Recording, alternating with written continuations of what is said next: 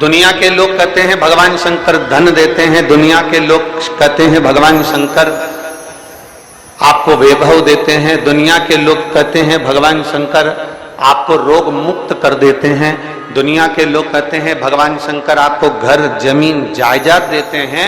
शिव महापुराण की कथा कहती है सबसे पहले भगवान शंकर आने वाले शिव भक्त को अपनी भक्ति प्रदान करते हैं, राम की शरणागति प्रदान करते हैं।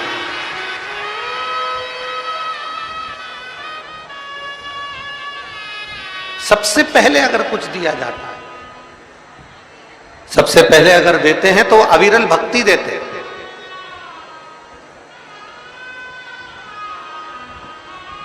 सबसे पहले अगर वो देते हैं तो राम की भक्ति कैसे करी जाए, भगवान कृष्ण की भक्ति कैसे करी जाए, दत्त की भक्ति कैसे करी जाए, अपने गुरु की भक्ति कैसे करी जाए, अपने माता पिता के चरणारविंद की भक्ति कैसे करी जाए।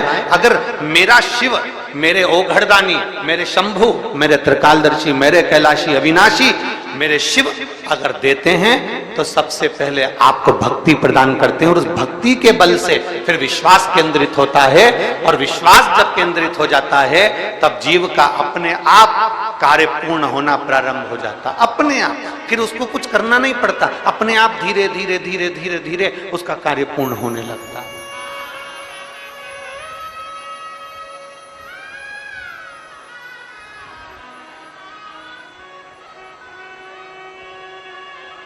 बस ये है कि आपको और हमको भगवान के पास पहुंचने के बाद प्राप्त क्या करना है।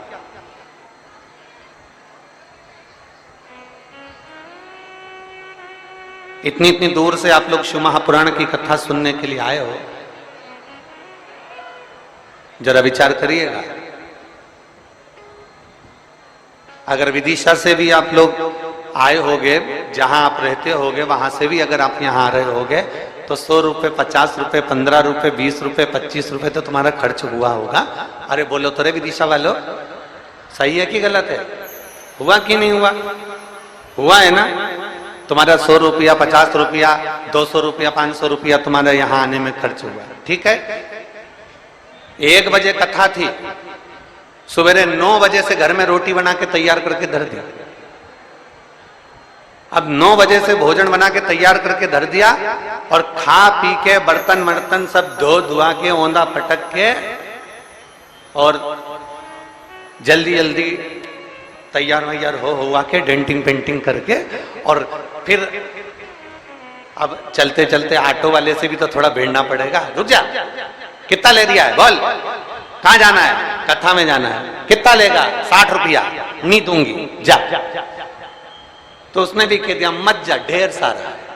उसने कहा चल बिठा ले, और बिठाकर जैसे तैसे यहां से थोड़ी दूर पर छोड़ दिया। फिर वहां से पैदल पैदल पैदल पैदल श्री शिवाय नमस्तुभ्यम जपती जपती जपती जपती जपती जपती बाबा की शरणागति में आ गई। और बाबा की शरणागति में आकर बैठ गई। अब विचार करो, तुम घर किसके भरोसे छोड़कर आए हो? भोलेनाथ जी के भरोसे। तुम दुकान किसके भरोसे छोड़कर आए हो? बोलते जाओ जल्दी जल्दी। भोलेनाथ जी के भरोसे। तुम किसके यहां आए हो? भोलेनाथ जी की कथा श्रवण करने के लिए। तो मेरे शिव तो कहते हैं तू कथा संभाल ले, मैं तेरा घर संभाल लूंगा।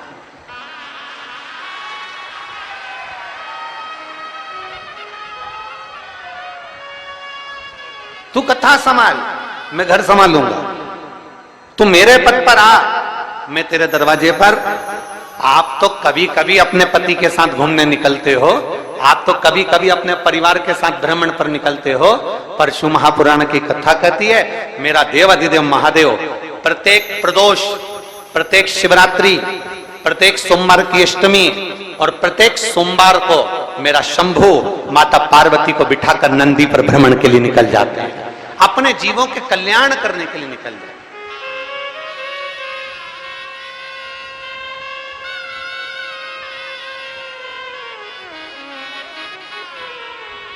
ये तो अपने ऊपर निर्भर करता है कि हम भगवान से मांग क्या रहे हैं। ये अपने ऊपर निर्भर करता है कि हम परमात्मा से ले क्या रहे हैं। ये अपने ऊपर निर्भर करता है कि हम परमात्मा से क्या पाना चाहते हैं।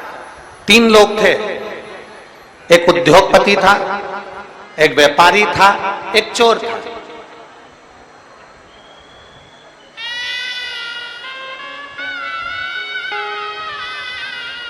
एक उद्योगपति, एक व्यापारी, एक चोर, तीनों देवादिदेव महादेव के पास गए और देवादिदेव महादेव से उन्होंने मांगा, शंकर भगवान से उन्होंने मांगा, शिव जी ने कहा मांगो तुम्हें क्या चाहिए। उद्योगपति ने कहा मुझे 70 करोड़ रुपए दे दो। शिव जी ने कहा ठीक है। और बोल 4 4 व्हीलर गाड़ी दे दो। शिव जी ने कहा तथास्तु ठीक है। और बोल एक अच्छा बंगला बना दो, परिवार में सारा सुख दे दो। भगवान ने कहा तथास्तु। उद्योगपति को दे दिया। व्यापारी का नंबर आया, व्यापारी से कहा तू मांग ले। व्यापारी ने कहा जो इसने मांगा वही मुझको दे दो, जो ये मांग रहा है वही की वही मुझे दे दो। भगवान शंकर ने कहा तथास्तु। अब चोर का नंबर आया, तू मांग ले। चोर ने कहा इन दोनों का एड्रेस मुझे दे दो।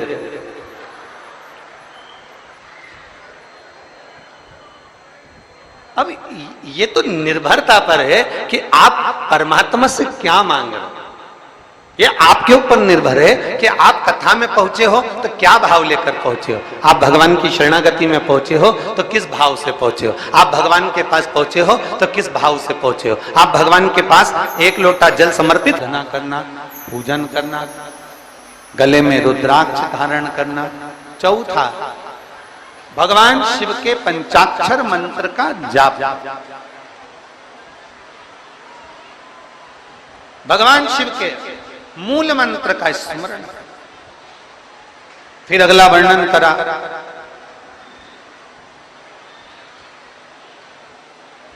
एक सूत्र में वर्णन करते हुए कहा देव ऋषि नारद से भगवान विष्णु ने कि भगवान शंकर की कथा में जाकर बैठना और बैठकर कथा को श्रवण करना, यह भी भगवान शंकर की शरणागति के बराबर है। शिव को प्राप्त करने के बराबर, शिव को प्राप्त करना। और आखिरी का जो सूत्र कहा गया वो सूत्र है कि शिव महापुराण की कथा को सुनने के बाद अपने भीतर, अपने अंदर मनन चिंतन।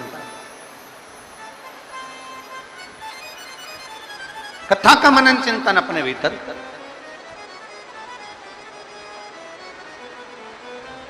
कथा को श्रवण कर लेना एक अलग विषय, कथा सुन लेना एक अलग विषय। शिव महापुराण की कथा कहती है कि जाना, कथा में पहुंच जाना, कथा में बैठ जाना, कथा में पहुंचकर विनय कर लेना, यह अलग विषय है। पर शिव महापुराण की कथा कहती है कथा में पहुंचने के बाद जितना बन सके उस कथा को अपने भीतर उतारना एक अलग विषय। बोल बम का नारा है, जरा जम के बोल बम का नारा है, उसको अपने भीतर उतार लेना। भगवान शंकर की अविरल भक्ति को अपने भीतर उतार।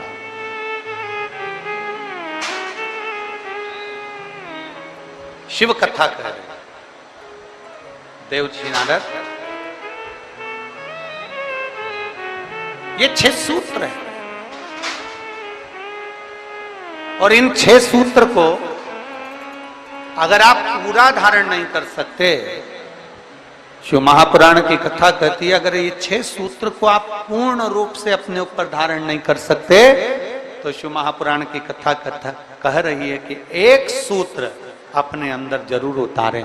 इन 6 में से एक सूत्र भी अगर हमारे भीतर उतर गया तो हमारे देवादिदेव महादेव को प्राप्त करने में देरी नहीं लगेगी। 6 में से एक सूत्र भी हमारे भीतर।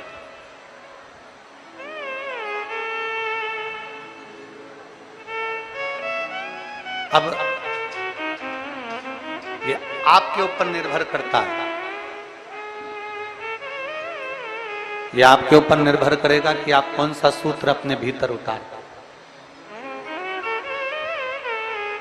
चंदन लगाना है मस्तक पर, त्रिपुंड धारण करना है मस्तक पर, या शिव के मंदिर में 1 लोटा जल चढ़ाना है, या गले में रुद्राक्ष धारण करना है, या पंचाक्षर मंत्र, षडाक्षर मंत्र या श्री शिवाय नमस्तुभ्यम बोलना है, या भगवान शंकर की कथा को श्रवण करना है, या भगवान शंकर की कथा को श्रवण कर कर अपने जीवन में उतारना, ये आपके ऊपर निर्भर है,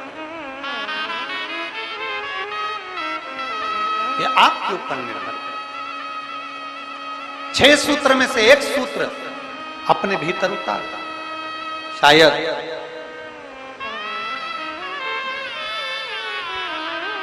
देवराज नाम के ब्राह्मण का चरित्र यही कहता है।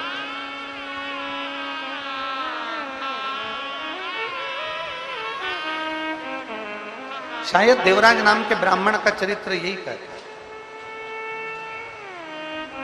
कि 6 सूत्र में से देवराज नाम के ब्राह्मण ने एक सूत्र अपने अंदर उतार लिया, और वो सूत्र कौन सा था कि चोरी का धन लेकर जा रहा है, चोरी का सामान उसके साथ में है, चोरी के आभूषण उसके साथ में है, और उसने एक सूत्र अपने अंदर उतारा कि चोरी का भी धन उसके साथ था, तो भी भगवान शंकर के मंदिर में जाकर, भगवान शिव के मंदिर में जाकर बैठ गया। 6 सूत्र में से एक सूत्र है शंकर की शरणागति, शंकर का द्वार, शंकर की चौखट।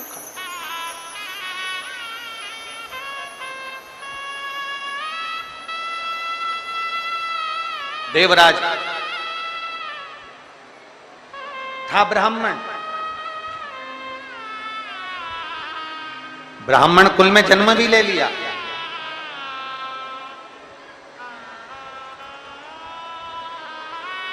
ब्राह्मण के घर में जन्म भी हो गया, पर ब्राह्मण तत्व से, ब्राह्मण कर्म से वंचित, ब्राह्मण कर्म से वंचित है।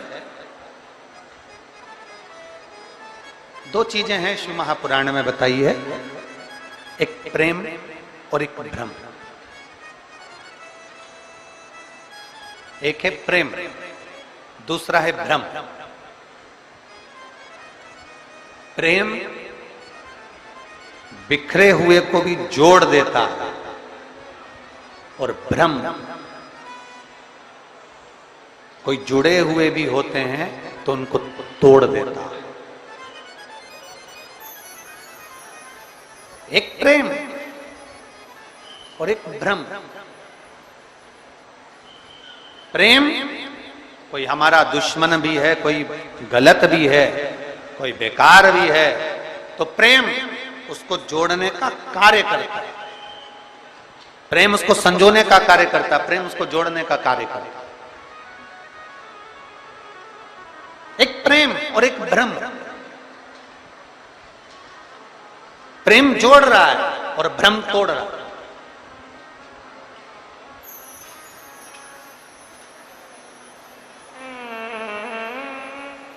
प्रेम का काम है जोड़ना।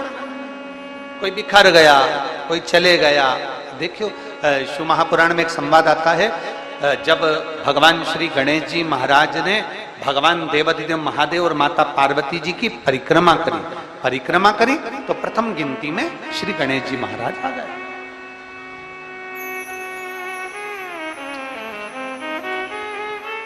प्रथम गिनती में श्री गणेश जी महाराज आ गए। और जब प्रथम गिनती में श्री गणेश जी महाराज आए और कुछ देर बाद भगवान श्री षडानंद कार्तिकेय भ्रमण करते करते पहुंचे। थोड़ा ध्यान देना कथा पर। ये जल वृष्टि तो अपनी जगह चलती रहेगी, पर कथा पर अपना स्मरण रहे। प्रेम और भ्रम में अंतर देखिए जरा। षडानंद कार्तिकेय लौट कर आए, मोर लेकर गए थे, भ्रमण के लिए गए थे। कार्तिकेय बाबा आए और षडानंद कार्तिकेय जी ने आते ही अपनी माता पिता को देखा और देखकर दंडवत प्रणाम श्री षडानंद कार्तिकेय जी ने किया। दंडवत। जब प्रणाम किया तो प्रणाम करते से ही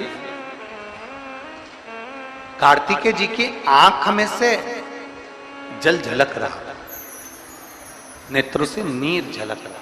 षडानंद कार्तिकेय जी की नेत्रों से, आंखों से जल झलक। अब कार्तिकेय जी की जब आंखों से जल झलक रहा था तो माता पार्वती जी ने ध्यान दिया और मां पार्वती जी ने तुरंत कार्तिकेय के मुख की ओर देखा और देखते से ही षडानंद कार्तिकेय को देखते ही देवाधिदेव महादेव से माता पार्वती जी ने कहा कि गणेश जी ने आप और हमारी परिक्रमा करी और उसको प्रथम गिनती में लाकर आपने खड़ा कर दिया, और षडानंद कार्तिकेय जो पृथ्वी की परिक्रमा कर कर आए हैं और उनको कोई पद नहीं मिला है, इसलिए उनकी आंख से जल झलक रहा है। आज शिव जी, हे भोलेनाथ जी, आज आपका जो निर्णय है ना, उस निर्णय ने हमारे पुत्र को तोड़ दिया।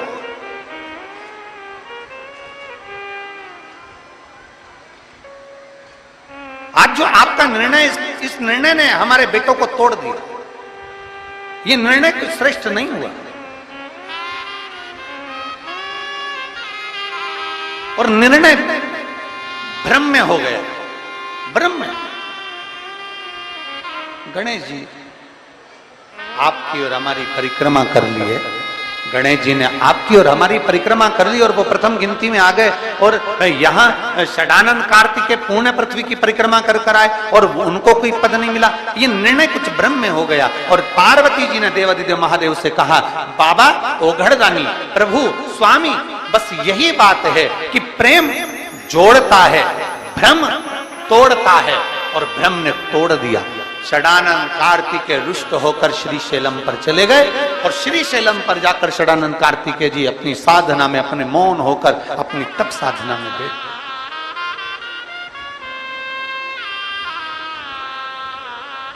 षडानंद कार्तिकेय जी अपनी तप साधना में मौन होकर बैठ गए।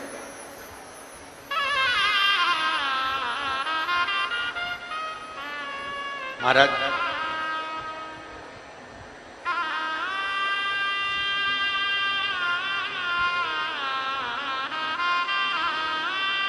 घर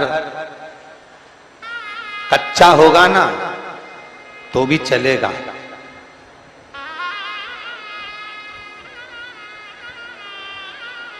बेटी का विवाह करने से पहले माता और पिता को यह स्मरण करना चाहिए,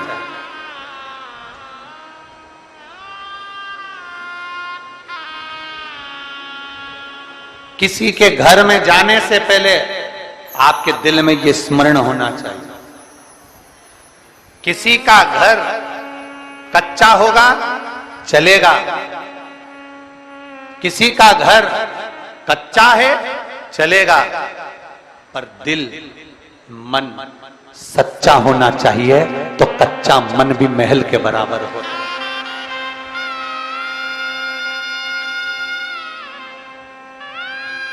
घर कच्चा है ना, चल जाए, मकान कच्चा है चले,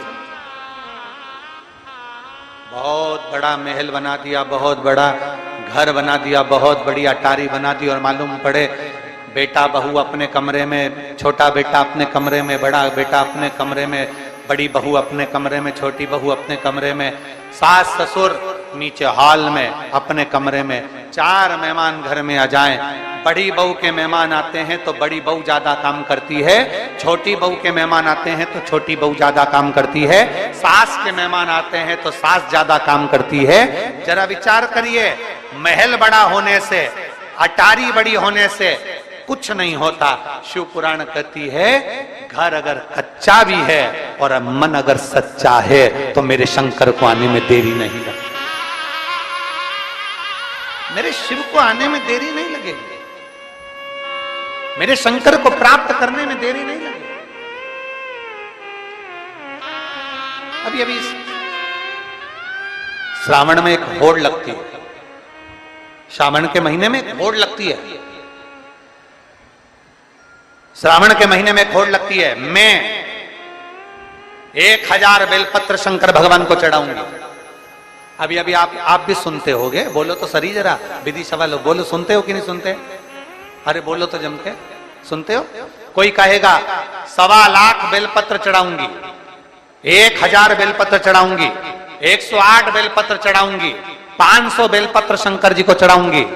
शिव महापुराण में ये कहीं पर नहीं लिखा कि आप शंकर भगवान को 1.25 लाख बेलपत्र चढ़ाओ कि 50,000 चढ़ाओ।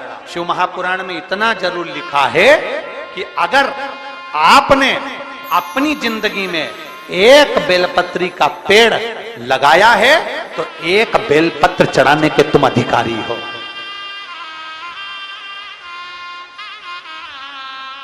किसी का लगाया पेड़, किसी का बड़ा सारा वृक्ष, और तुम्हारा मन कर गया 1.25 लाख बेलपत्र चढ़ाऊंगी, उस बेलपत्र के सारे पत्तों को, सारे पत्र को तुमने तोड़ लिया, शिव जी को समर्पित कर दिया। बेलपत्र का वृक्ष भी सोचता है जिंदगी में एक पेड़ ना लगाया, जिंदगी में एक वृक्ष ना लगाया, जिंदगी में वृक्ष को कटवाया पर लगाया नहीं, और वृक्ष लगाया नहीं और बेलपत्री का पत्ता तुम शिव जी को चढ़ाओ, मेरा ओघड़ दानी स्वीकार नहीं करता। ध्यान देना, अगर शंकर को बेलपत्र चढ़ाने का शौक रखते हो और अपने मरने के बाद भी शंकर के मंदिर में बेलपत्र चढ़वाना चाहते हो तो एक बेलपत्र का वृक्ष लगाने का संकल्प लेकर अपने जीवन को आगे बढ़े कि हम भी एक बेलपत्र का वृक्ष लगाएंगे, जिससे हमारा वो लगाया हुआ वृक्ष का बेलपत्र भगवान देवाधिदेव महादेव को समर्पित हो सके, भगवान शिव को चढ़ सके। एक संकल्प अपने भीतर होना चाहिए। एक नया ट्रेड आ गया, एक नया क्रम चालू हो गया, 1.25 लाख बेलपत्र चढ़ाएंगे।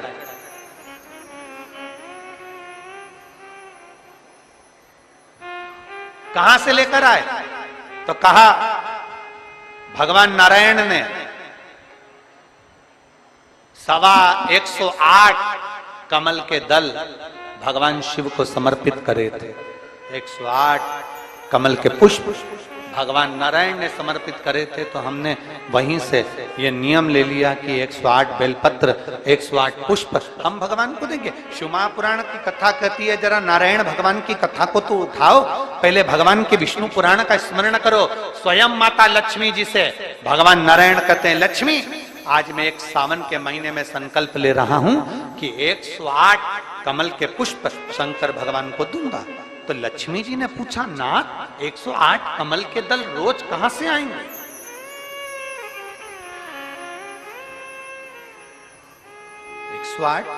कमल के पुष्प रोज कहां से आएंगे? ये प्रतिदिन इतने सारे पुष्प, प्रतिदिन इतने सारे फूल जो हमें भगवान देवाधिदेव महादेव को समर्पित करना है, तो ये 108 कमल के पुष्प कहां से आएंगे? इतना सारा कमल का पुष्प कहां से आएगा? स्वयं मेरे नारायण विष्णु पुराण में वर्णन करते हैं, लक्ष्मी आप और हम पहले इस जलाशय में, सरोवर में कमल के पुष्प प्रकट करेंगे। कमल के पुष्प प्रकट करने के बाद फिर हम 108 कमल के पुष्प भगवान देवाधिदेव महादेव को समर्पित करेंगे। ये हमें सीखना चाहिए। शंकर भगवान को चढ़ाने के लिए कमल का पुष्प जब भगवान विष्णु तोड़ते हैं और भगवान शंकर को समर्पित करते हैं, उससे पहले मेरे नारायण कमल के पुष्प को पहले जल में रोपित कर कर उसका विकास करते हैं, उसमें कमल का पुष्प को पैदा करते हैं, जन्म देते हैं, और फिर उस कमल के पुष्प को शंकर जी को चढ़ाते हैं। ये हमारे भीतर होना चाहिए। एक बेलपत्र शंकर जी को चढ़ाऊंगी, 100 बेलपत्र शिव जी को चढ़ाऊंगी, 1.25 लाख बेलपत्र शंकर भगवान को चढ़ाऊंगी। पर चढ़ाने से पहले इतना अंदाजा लगा कर रखो, क्या हमने एक बेलपत्र का वृक्ष लगाया है? क्या हमने बेलपत्र का पौधा लगाया है?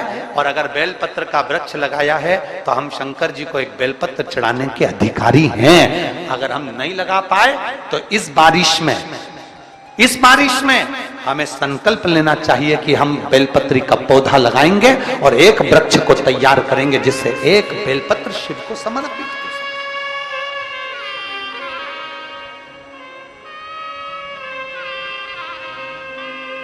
और मेरे बाबा तेरी नौकरी सबसे बढ़िया है सबसे करीब। मेरे बाबा तेरी नौकरी सबसे बढ़िया है सबसे करीब। तेरे दरवाजे की चाकरी सबसे बढ़िया है सबसे करीब। जब से तेरा गुलाम हो गया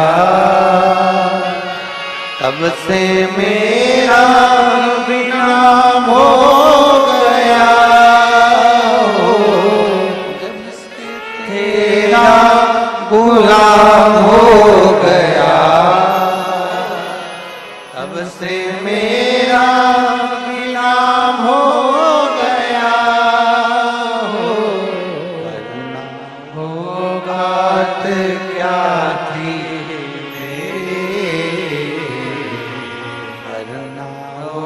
बात क्या थी सबसे बढ़िया है सबसे करीब। भोले बाबा तेरी नौकरी सबसे बढ़िया है सबसे करीब। ब्रह्म जिंदगी जीना है तो प्रेम में जिंदगी को जियो। ब्रह्म में अगर जिंदगी को जियोगे तो एक दिन भटक जाओ। ब्रह्म में अगर जिंदगी को जियोगे तो भटक जाओ। प्रेम में जिंदगी को जियोगे तो बांध कर रख सकते। बांध प्रेम जोड़ता है, भ्रम तोड़ता है। भ्रम तोड़ता। अभी एक कथा में हमने कहा था कि मोबाइल आया, बहुत अच्छी बात है, मोबाइल आया, MP3 खत्म हो गया। अभी एक कथा में कहा मोबाइल आया, रेडियो खत्म हो गया। बोलो सही है कि गलत है? पहले रेडियो लोग सुनते थे, मोबाइल में सुनने लगे, खत्म हो गया। मोबाइल आया, MP3 खत्म हो गया। मोबाइल आया, रेडियो खत्म हो गया। मोबाइल आया, टार्च खत्म हो गई। पहले लोग टार्च रखते थे, अब टार्च खत्म, मोबाइल चला। मोबाइल आया, MP3 खत्म हुआ। मोबाइल आया, रेडियो खत्म हुआ। मोबाइल आया, टार्च खत्म हुई। मोबाइल आया, पंचांग कैलेंडर खत्म हुआ। अब ब्राह्मण भी अगर मंत्र बोलते हैं या कोई संकल्प भी दिलाते हैं तो मोबाइल पर पढ़कर देख लेते हैं आज कौन तिथि, कौन बार, कौन नक्षत्र, कौन घड़ी, कौन पल, क्या चल रहा है, तुरंत देखा और बोलते। मोबाइल आया, कैलेंडर खत्म हो गया। मोबाइल आया, रेडियो खत्म हो गया, MP3 खत्म हो गया। मोबाइल आया तो ये सारे चित्रहार वगैरह सब खत्म हो गए और वही मोबाइल तुम्हारी पत्नी के हाथ में आया तो तुम भी खत्म। वही मोबाइल आया तो रेडियो खत्म हुआ, मोबाइल आया तो MP3 खत्म हुआ, मोबाइल आया तो टार्च खत्म हुई, मोबाइल आया कैलेंडर खत्म हुआ और वही मोबाइल तुम्हारी पत्नी के हाथ में अगर आ गया तो तुम भी, फिर तो तेरा क्या होगा रे? फिर तुम जानो और तुम्हारा काम। शिव कथा कह रही, शिव महापुराण की कथा कह रही। अपने चित्त को, अपने मन को, अपनी बुद्धि को, अपने धैर्य को, अपने विश्वास को दृढ़ कर। षडानंद कार्तिकेय जी रुष्ट होकर श्रीशैलम पर चले जाते हैं। माता पार्वती जी विनय करती हैं, बाबा भोलेनाथ जी से कहती है माता पार्वती जी की वो श्रीशैलम पर चले गए, आपने भ्रम रखकर, आपने भ्रमित होकर ये बेटा श्रीशैलम पर चले गए। अब इसको वापस कैसे लाया? कोई चले गया, उसको लाने का तरीका क्या? उसको प्राप्त करने का तरीका क्या? अच्छा, बड़ा सोचनी बात होती है कि कई लोग ऐसा होता है, कोई चले गया, अब उसको लाया कैसे जाए। वो तो मैं मां सरस्वती मानस मंडल विदिशा, माननीय आचार्य श्री रवि कृष्ण शास्त्री जी और इनके साथ की पूरे यजमान परिवारों को सबको साधुवाद देता हूं। मैं विधायक महोदय को भी साधुवाद देता हूं, यहाँ के नगर पालिका अध्यक्ष को भी साधुवाद देता हूं, यहाँ के प्रशासन को भी साधुवाद देता हूं कि यहाँ माइक पे नाम नहीं लिया गया कि तुम आओ माला चढ़ाओ, तुम आओ माला चढ़ाओ, तुम आओ माला पहनाओ, तुम आओ माला पहनाओ।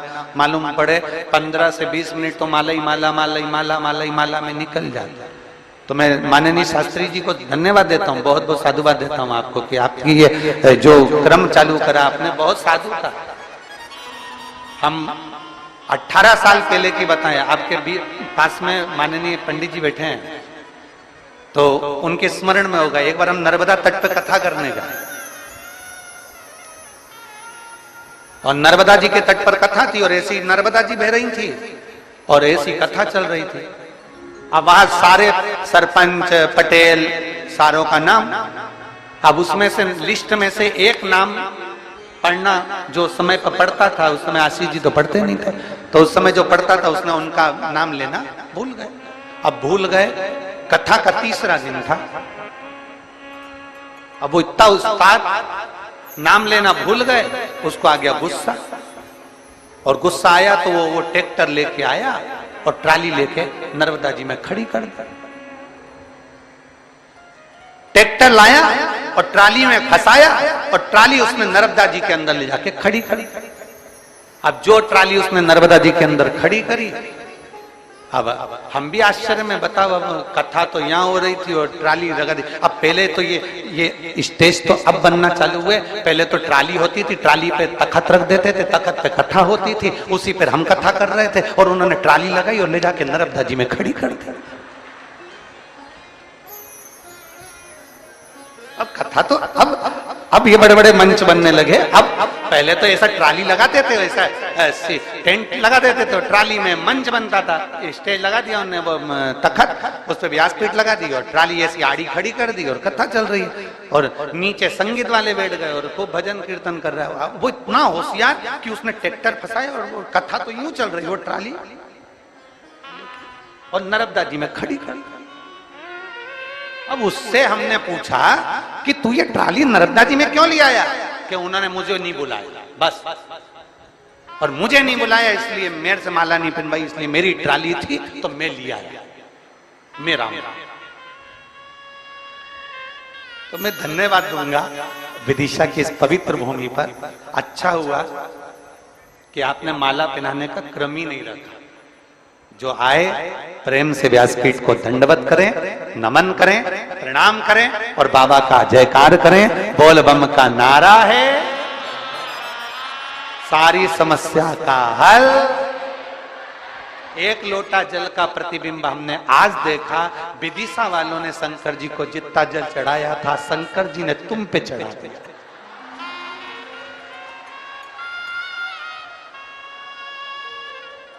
खूब निलाया तुमने भोलेनाथ जी को।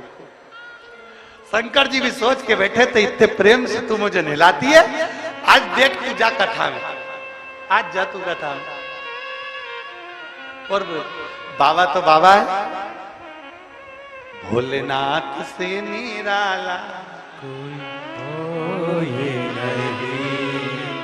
कौन होगा?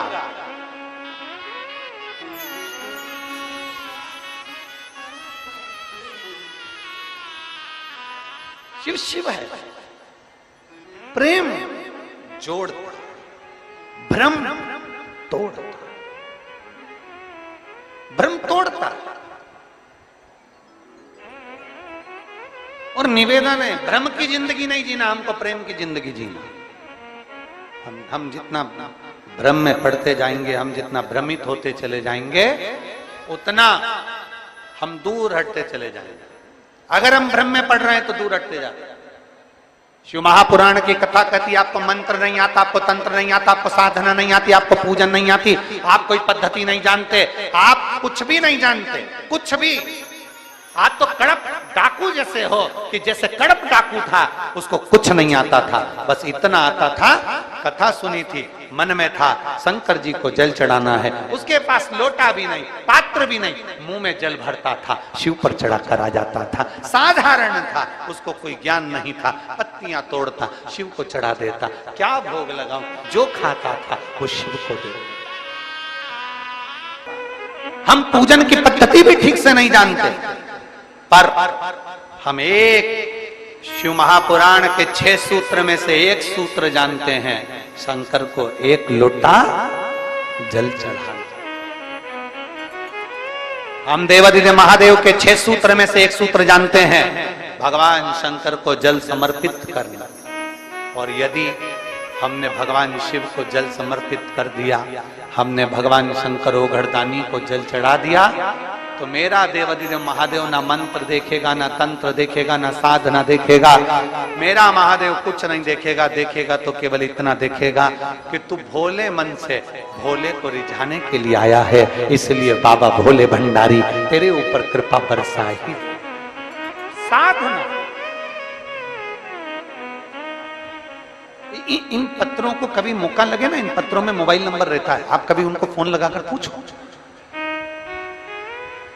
ना कोई बेल है, ना कोई भभूति है, ना कोई नारियल है, ना कोई मंत्र है, ना कोई तंत्र है, केवल एक चीज है, सारी समस्या का हल एक लोटा जल, केवल एक।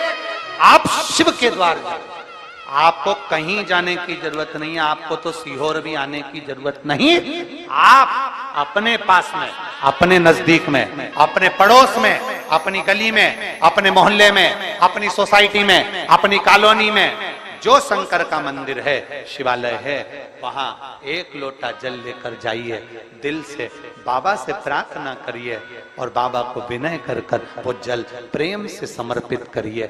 मेरा ओघड़दानी तुम्हारी झोली खुशियों से भर देगा, इतना भरेगा कि बाबा कृपा कर देगा।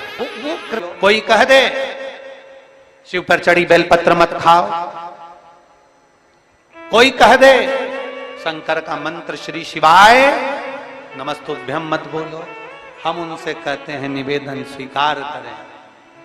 कोई जीव शिव की ओर जा रहा, मदिरा की दुकान की ओर नहीं, शिव पर चढ़ा जल पी रहा है, मदिरा नहीं, शिव पे चढ़ी बेलपत्र खा रहा है, मांस और गलत चीजें नहीं। ये हमारे भीतर एक विश्वास जागृत होना चाहिए कि दुनिया के लोग जो गलत जगह जा रहे थे, आज सही जगह पर जा रहे हैं और सही चीज खा और पी रहे हैं। यह हमें गौरव होना चाहिए।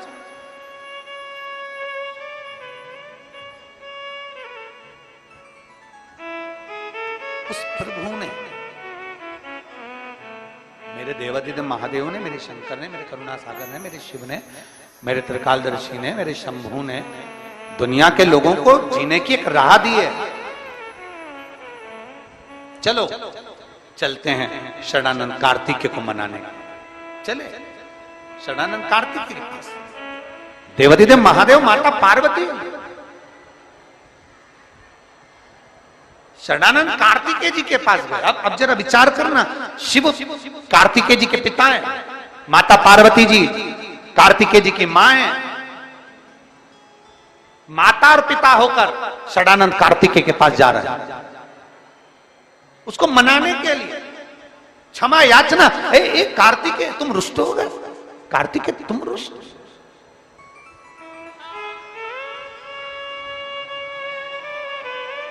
और पकड़ लो हाथ त्रिपुरारी, नहीं तो डूब जाएगी, हमारा कुछ न बिगड़ेगा, तुम्हारी शान जाएगी।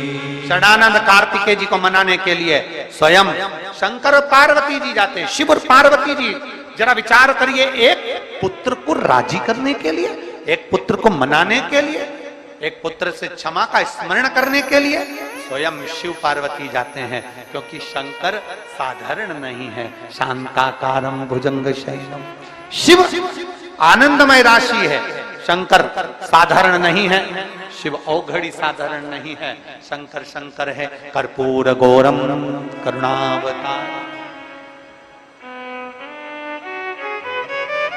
शिव साधारण। श्रीशैलम पर षडानंद कार्तिकेय मौन होकर बैठे थे, नेत्रबान। ओगड़दानी ने आवाज लगाई, कार्तिकेय कार्तिकेय। कार्तिकेय जी की नेत्र खुल गए। पिताजी आप, हम तुम्हें राजी करने के लिए, हम तुम्हें मनाने के लिए,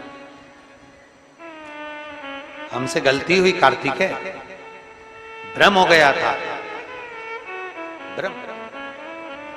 पर आज प्रेमवश हम तुम्हें लेने के लिए। कार्तिकेय जी अपनी माता पिता के चरणों में दंडवत करते हैं और प्रेम फिर जागृत होता है, फिर जागृत, प्रेम फिर जागृत होता है। 6 सूत्र में से एक सूत्र पकड़कर चोरी का धन लेकर शिव मंदिर में चले जाता है और भगवान शंकर की करुणा से उसको शिव पुराण की कथा सुनने को मिल जाती है। बेल वृक्ष की छांव में उसके प्राण चले जाते हैं तो शंकर नंदी लेकर आकर देवराज नाम के ब्राह्मण को शिव धाम ले जाता है। एक बेलपत्री के वृक्ष की छांव करोड़ों करोड़ों पाप को समाप्त कर देते। कभी मौका मिल जाए, कभी मौका मिल जाए तो बेलपत्र के वृक्ष की छांव में बैठकर एक भगवान का किया गया भजन सुख प्रदान कर, सुख प्रदान।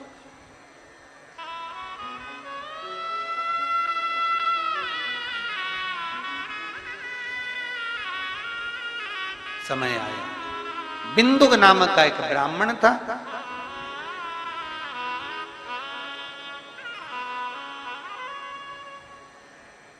पत्नी और धर्म पत्नी में एक अंतर है। बिंदुक, बिंदुक की जो पत्नी थी वो पत्नी थी, धर्म पत्नी नहीं। पत्नी पति को पतन के रास्ते पर ले जाती है, पत्नी पति को सिनेमा घर तक ले जाती है, पत्नी पति को मॉल तक ले जाती है, पत्नी पति को अपने मायके तक ले जाती है। पर धर्म पत्नी अपने पति को हफ्ते में एक बार शंकर के मंदिर जरूर लेकर जाता। वो धर्म पत्नी, वो धर्म। आप भी प्रयास करो धर्मपत्नी बनने का। 7 दिन की कथा में पति अगर दिन में आकर कथा को श्रवण नहीं कर सके, दुकान से फुर्सत ना मिले, तो पति को कहो रात्रि के समय हमारे साथ चलो शिव महापुराण के कथा के पंडाल में। वहां जितने शिव भक्त भजन कर रहे होंगे, कीर्तन कर रहे होंगे, मंत्र जाप कर रहे होंगे, उनके साथ रात्रि को आधे घंटे अपन भी भजन करें। विदिशा नगर के आसपास की गंजबासोदा क्षेत्र जितना है, विदिशा के आसपास का क्षेत्र जितना है, वहां की जितनी महिला मंडल, जितनी माताएं हैं, रात्रि को आए पंडाल में। पूरे पंडाल में भक्त लोग रात भर भजन करते हैं। रात्रि को आप भी आकर उनके साथ भजन और कीर्तन का आनंद लेकर अपने जीवन को साफ। ये विदिशा में शिव पुराण नहीं, कुंभ का मेला है। दिन और रात भगवान की अविरल भक्ति को भजन में, कीर्तन में, स्मरण में जितना बन सकता है, शिव भक्ति में जितने लग सकते हो उतने लगो। खूब भजन करो, कीर्तन करो, स्मरण करो, नाम जाप, मंत्र जाप, स्मरण करते रहो। बिंदुक के प्राण छूट गए, प्रेत की योनि में पड़ गया, मुक्ति नहीं हुई। बिंदुक की पत्नी चंचुला काशी में अपने प्राणों को त्यागा, काशी। और जब काशी में प्राण छूटे, भगवान देवाधिदेव महादेव की धर्मपत्नी माता पार्वती जी की सखी बनी, सखी। और ऐसी सखी बनी कि उन्होंने प्रथम शिव महापुराण की कथा तुम रुका जी के मुख से सुनवा। शिव पार्वती जी, ईश्वर जी और गोरा जी बन गए। मेरे गणा और गौर बनकर, ईश्वर जी और गोरा जी बनकर शंकर पार्वती आ रहे हैं। जोरदार ताली बजाएं, ईश्वर जी गोरा जी बनकर पधार। भगवान देवादिदेव महादेव, ईशान जी और गोरा जी बनकर, भगवान शंकर पार्वती जी गणा और गौर बनकर, सुंदर शिव महापुराण के यजमान बनकर कथा को श्रवण करने के लिए जाते हैं। बड़े भाव से आज कथा का प्रथम दिवस विदिशा नगर बेत्रवती शिव